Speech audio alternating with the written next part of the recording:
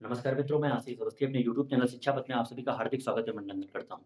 जैसा पिछली 4 क्लासों में हम भारत के संवैधानिक विकास से संबंधित बातें पढ़ रहे थे। इसमें विभिन्न अधिनियमों के माध्यम से मैंने आपको जितना संवैधानिक विकास था, जहाँ से शुरुआत हुई और अंत तक हम संविधान सभा के गठन तक पहुँच गए थे। उसी क्रम में आगे बढ़ते हुए आज संविधान सभा के गठन, उसकी कार्यकारिणी और उसकी कार्यप्रणाली से संबंधित जितने महत्वपूर्ण फैक्ट बन सकते हैं, उसके बारे में चर्चा करेंगे। मेरे हिसाब से आज की क्लास आपके लिए सबसे महत्वपूर्ण क्लास होगी क्योंकि इसमें सारा फैक्चुअल डाटा है। इसमें समझाने वाली कोई बात नहीं है। यहाँ से सीधे हर एग्जाम में सीधे क्वेश्चन पूछे जाते हैं। तो इसी क्रम में आज हम सबसे पहले पढ़ेंगे संविधान सभा की कार्यप्रणाली। संविधान सभा की कार्यप्रणाली।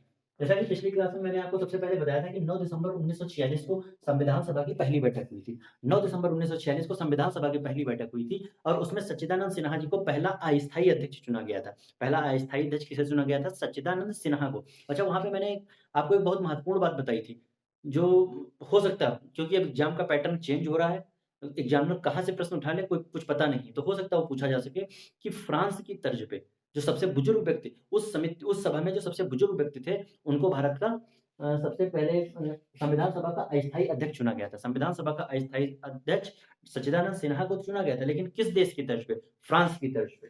उसी क्रम में हमने कल पढ़ा था कि उपसभापति के रूप में फ्रैंक एंथनी को चुना गया था।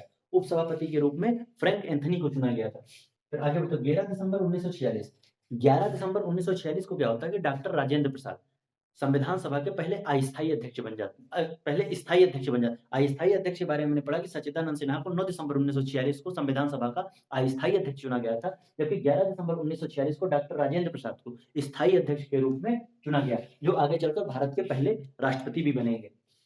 फिर हमने पढ़ा 25 जनवरी 1947 को एच.सी. मुखर्जी संविधान सभा के उपाध्यक्ष बने। यहाँ पे 2 तरीके के क्वेश्चन आपसे पूछे जाएँगे कि संविधान सभा का पहला उपाध्यक्ष कौन बना था? कौन बने थे? एच.सी. मुखर्जी। और कब बने थे? 25 जनवरी 1947 को। 25 जनवरी 1947 को एच.सी. मुखर्जी संविधान सभा के पहले उपाध्यक्ष बने थे। अच्छा, हो सकता है आपसे दिनांक ना पूछे, लेकिन बदलते हुए पैटर्न में आपको दिनांक भी याद करना है कि एग्जामिनर के मन में क्या चल रहा है, कुछ भी पूछ सकता है। 25 जनवरी 1947 को एच.सी. मुखर्जी संविधान सभा के पहले उपाध्यक्ष बने, जबकि 16 जुलाई 1947 को वीटी कृष्णामाचारी 16 जुलाई 1947 को वीटी कृष्णामाचारी संविधान सभा के दूसरे उपाध्यक्ष बने थे। संविधान सभा का दूसरा उपाध्यक्ष कौन बना? वीटी कृष्णामाचारी। और कब बने? 16 जुलाई 1947 को। फिर क्या होता है? 13 दिसंबर 1946। बहुत ही महत्वपूर्ण फैक्ट है, कई बार कई एग्जाम में पूछा गया है। 13 दिसंबर 1946 को जवाहरलाल नेहरू द्वारा उद्देश्य प्रस्ताव प्रस्तुत किया गया। क्या प्रस्तुत किया गया? उद्देश्य प्रस्ताव।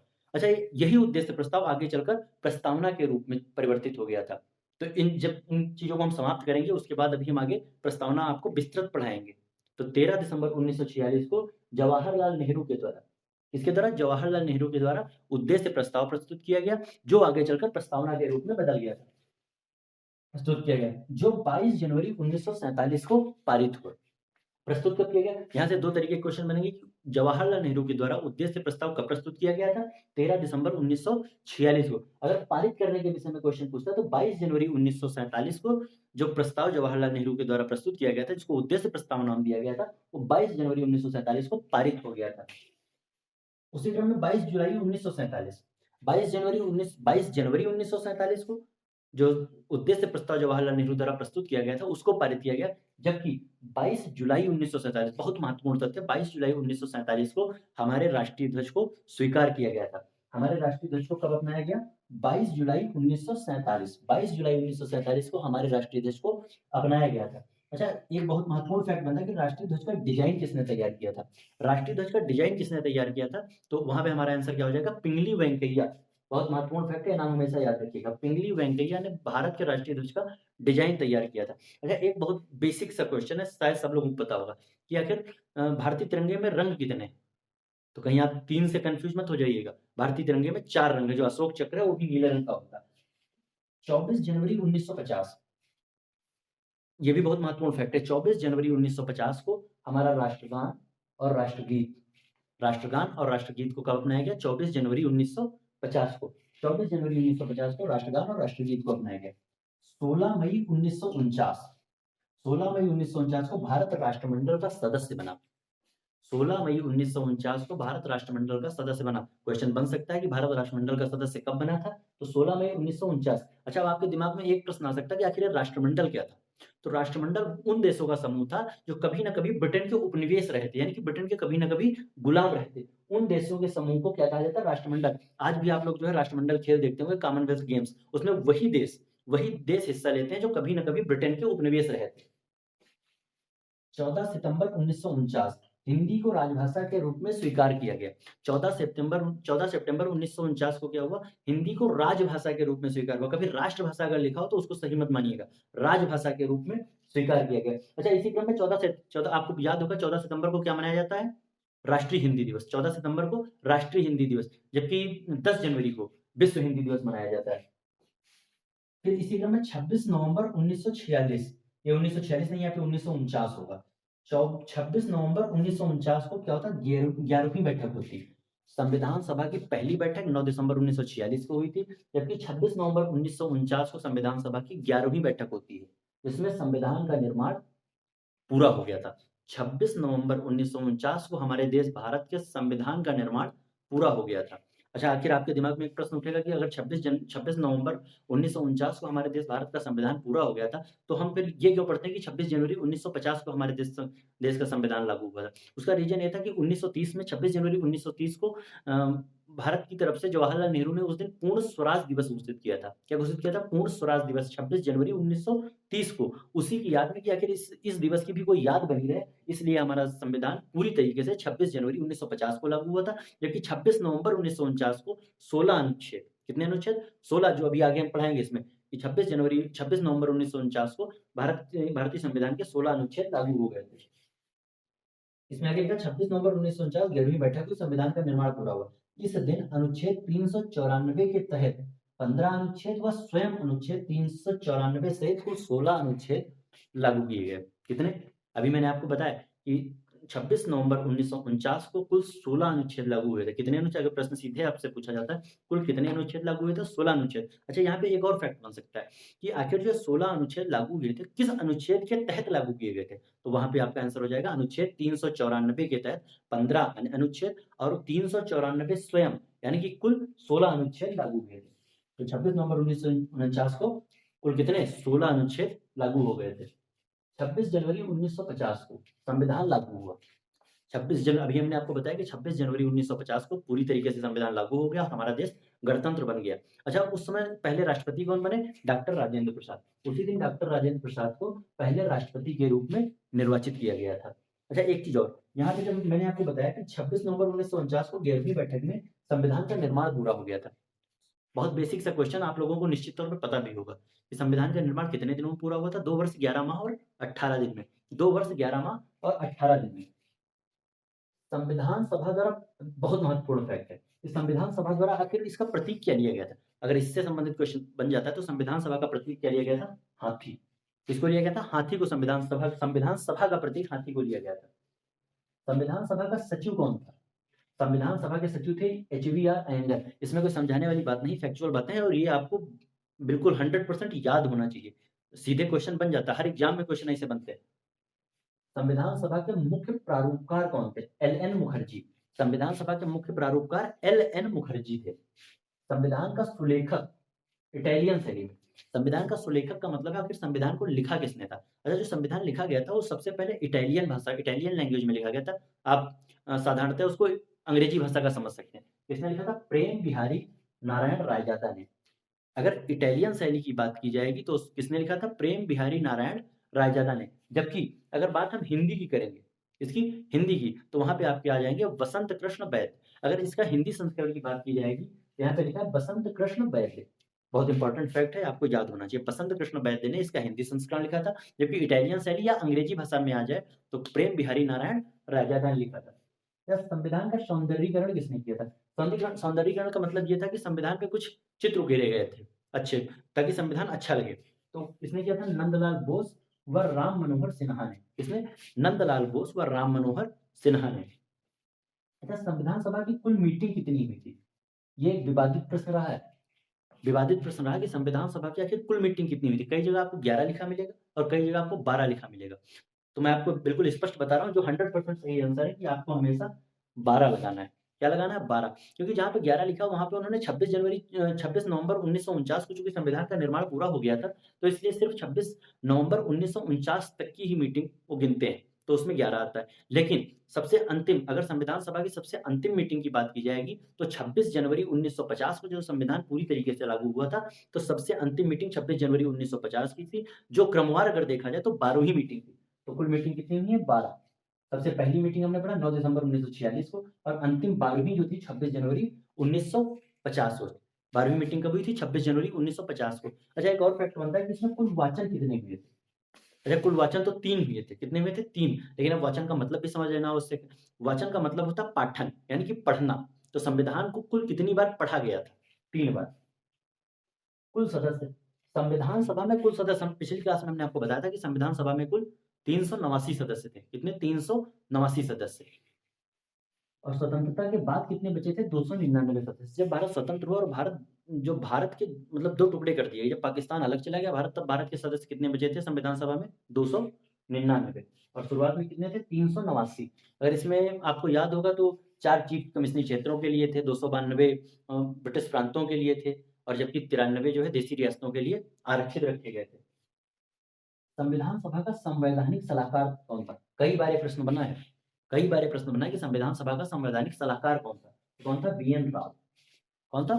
संविधान सभा का संवैधानिक सलाहकार कौन था? बी.एन. राव। संविधान निर्माताओं ने 60 देशों के संविधान का अवलोकन किया। मतलब क्या है कि जब संविधान सभा संविधान का निर्माण कर रही थी, तो उसने 60 देशों के विभिन्न संविधानों को देखा। उसका अवलोकन करने के बाद उससे विभिन्न स्रोतों को भारत के संविधान में शामिल किया। आगे चल के एक टॉपिक ही हम पूरा पढ़ेंगे कि भारतीय संविधान में विदेशों से क्या शामिल किया गया है। भारतीय संविधान के स्रोत से संबंधित हम पूरा एक टॉपिक पढ़ेंगे। तो इसमें क्या था कि भारत संविधान निर्माताओं ने 60 देशों के संविधान का अवलोकन किया व इसके प्रारूप पर 114 दिनों तक विचार हुआ। इसके प्रारूप पर कितने दिनों तक विचार हुआ? 114 दिनों तक। अभी तक खैर क्वेश्चन ऐसा बना नहीं है, लेकिन चूँकि एग्ज़ाम का पैटर्न चेंज हो रहा है, कहाँ से क्वेश्चन बन जाए कुछ नहीं, इसलिए मैं कोई भी महत्वपूर्ण तथ्य आपके लिए छोड़ना नहीं चाहता हूँ। इसके प्रारूप पर 114 दिनों तक विचार हुआ और संविधान निर्माताओं ने 60 देशों के संविधान का अवलोकन किया था। तो इस हिसाब से जो महत्वपूर्ण फैक्ट संविधान सभा से संबंधित, इसके कार्यों से संबंधित जो बन सकते थे, भारत के संवैधानिक विकास से जो बन सकते थे, मैंने आपको सब कुछ बता दिया है। अब एक टॉपिक बच रहा है कि महत्वपूर्ण समितियाँ। उसके बाद अगली क्लास में हम भारतीय संविधान के स्रोत पढ़ेंगे, फिर धीरे-धीरे हम भारतीय संविधान के भाग पढ़ेंगे, अनुसूचियाँ पढ़ेंगे और उसके बाद प्रस्तावना पढ़ते हुए हम संविधान में आगे बढ़ जाएँगे। तो आज हम सबसे पहले क्या पढ़ते हैं, देखते हैं ये भी बहुत महत्वपूर्ण टॉपिक है, संविधान सभा की प्रमुख समितियाँ कौन थी? अच्छा संविधान सभा की जो समितियाँ थी, उनमें सबसे प्रमुख समिति कौन-सी थी? प्रारूप समिति। सबसे प्रमुख समिति कौन-सी थी? प्रारूप समिति। प्रारूप समिति इसके अध्यक्ष तो आप लोगों को शायद 100% आप लोगों को पता होगा कि इसके अध्यक्ष कौन है? Doctor B R. अम्बेडकर। अच्छा इसका गठन कब हुआ था? 29 अगस्त 1947। 29 अगस्त 1947 को प्रारूप समिति का गठन हुआ था, जिसके अध्यक्ष डॉक्टर भीमराव अम्बेडकर थे। कौन थे? डॉक्टर भीमराव अम्बेडकर। अच्छा यहाँ से एक बहुत महत्वपूर्ण तथ्य आपके लिए मैं बता रहा हूँ कि इसमें कुल सदस्य कितने थे? 7। अगर हम प्रारूप समिति की बात करें तो इसमें कुल सदस्य थे 7 और अगर कभी-कभी ये पूछ लेता है कि अध्यक्ष को छोड़ के तो 6 सदस्य और डॉक्टर अम्बेडकर को मिला के इसमें 7 सदस्य। लेकिन एक बार ये क्वेश्चन बना है कि प्रारूप समिति में कुल कितने लोगों ने अपनी सहभागिता निभाई थी? प्रारूप समिति में कुल कितने लोगों ने अपनी सहभागिता निभाई थी? तो उसका आंसर आप हमेशा याद रखना, उसका आंसर 9 होगा। अगर कुल सहभागिता की बात आएगी तो हमेशा उसका उत्तर 9 होगा। तो इसी क्रम में देखिए सब इसमें अन्य एक जो डॉक्टर बी आर अम्बेडकर के अलावा सदस्य उसमें एस गोपाल स्वामी अयंगर थे। कौन थे? डॉक्टर अम्बेडकर इसके अध्यक्ष थे और सदस्यों में एस गोपाल स्वामी अयंगर, अल्लादी कृष्णा स्वामी अय्यर, एस गोपाल स्वामी अयंगर, अल्लादी कृष्णा स्वामी अय्यर, डॉक्टर के एम मुंशी। ये कि बहुत एडिशनल और बहुत महत्वपूर्ण फैक्ट है आपके लिए। जो डॉक्टर के एम मुंशी थे प्रारूप समिति में शामिल कांग्रेस के एकमात्र सदस्य थे। कांग्रेस के एकमात्र सदस्य जो प्रारूप समिति में शामिल थे वो थे डॉक्टर के एम मुंशी। मैंने आपको बताया कि चूंकि एग्जाम का पैटर्न चेंज हो रहा है, कहाँ से एग्जामिनर क्वेश्चन उठा लेगा कुछ नहीं पता, याद रखिएगा इसको। डॉक्टर के एम मुंशी एकमात्र कांग्रेसी सदस्य थे। तो अन्य सदस्य थे इसमें सैयद मोहम्मद सादुल्ला, ये भी महत्वपूर्ण बन सकता है क्योंकि मुस्लिम सदस्य थे। बन सकता है क्वेश्चन कि मुस्लिम सदस्य कौन शामिल थे? सैयद मोहम्मद सादुल्ला।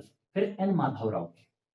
यहाँ पे आपसे क्वेश्चन बनेगा कि एन माधव राव आखिर किसकी जगह पे शामिल हुए थे? तो आपको याद रखना है कि बी.एल. मित्रा के अस्वस्थ होने पर, बी.एल. मित्रा का स्वास्थ्य खराब हो गया था, उनके स्थान पर एन माधव राव इस प्रारूप समिति के सदस्य बने थे। एन माधव राव से पहले बी.एल. मित्रा इस प्रारूप समिति के सदस्य, लेकिन उनका स्वास्थ्य खराब होने के कारण उनकी जगह पे एन माधव राव आ गए थे। फिर आए टी.टी. कृष्णामाचारी। टीटी कृष्णामाचारी जो डीपी खेतान थे, 1948 में डीपी खेतान की मृत्यु हो गई थी, उनकी जगह पे टीटी कृष्णामाचारी आए थे। डीपी खेतान की मृत्यु के बाद कौन शामिल हुआ? टीटी कृष्णामाचारी। इसीलिए मैंने आपको अभी पहले बताया, देखो 7 लोग तो ये हो गए सीधे, और बीएल मित्रा और डीपी खेतान। अगर सहभागिता की बात करेगा तो 9 लोगों ने अपनी सहभागिता निभाई थी, लेकिन अगर कुल सदस्य की बात करेगा तो 7 सदस्य थे। अगर अध्यक्ष को छोड़ के बात करेगा तो 6 सदस्य प्लस 1 अध्यक्ष था। ठीक? समिति ने अपना महत्वपूर्ण फैक्ट है, समिति ने अपना प्रारूप तैयार करने में 6 माह से भी कम समय लिया था। अगर प्रारूप समिति की बात की जाए तो इसने 6 माह से कम समय में संविधान का प्रारूप तैयार कर लिया था। और वह इसकी कुल बैठकें कितनी हुई थी? 141 बैठकें। तो क्वेश्चन आपसे बन सकता है कि प्रारूप समिति की कुल कितनी बैठकें हुई थी? 141। संविधान सभा की कुल कितनी मीटिंगें हुई थी? 12। ठीक।